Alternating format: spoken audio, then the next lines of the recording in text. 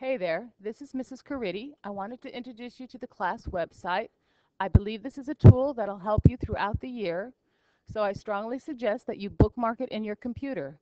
In fact, you might want to make it as an icon on your desktop. If you don't know how to do that, I'll show you how to do it real quick. If you just come up here to the address bar, you see this little paper with the corner folded over? This is what you need to find. This is through Google Chrome. If you're using a different web browser like Internet Explorer or Firefox, it may be a different little symbol, but it'll be in the same location.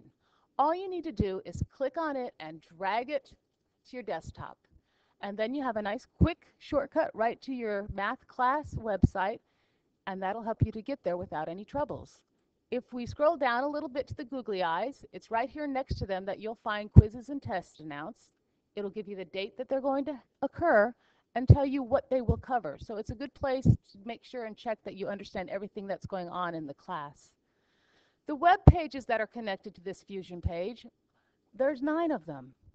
Daily assigned homework, homework requirements, the online textbook, grade composition, projects, park review, 6th grade curriculum, how and what to study and helpful links, and the remind text message page. The one that I believe you'll be using the most often will be number 1, the daily assigned homework. This is a connection to a web page that will list the homework for the day. So if you somehow forget your planner, you forget what the homework is, you can come right here and it'll tell you what it is. It'll tell you the book, the page number, what you need to bring in. If it's a handout, you'll be able to download that handout and print it out if you've lost it or forgotten it at school. If you're homesick and you feel up to it, you might just want to peek in here and see what the class is doing, and you'll know what's going on while you're not here. If we go back, the next web page is homework requirements, right? To get credit for doing your homework in 6th grade math, and you should be doing it whenever it's assigned, you need to show both the work, that is however we solved it in class is how your paper should show it, and the answers. If you come in and I can't read your work or it does not show how you've got it, then you don't get any credit. You get a 0. And if you get 3 zeros in a marking period, it lowers your grade by half a grade. So you don't want to receive 3 zeros. You can turn your homework in late. It gives you half credit. So if you somehow miss your homework, be sure to get it in the next day. Since math is sequential, it's very important that you do your homework so you stay on top of it so you can understand what's going on in the classroom.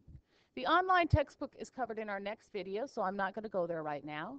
Grade composition tells you how you get a grade for math in 6th grade on the end of the marking period.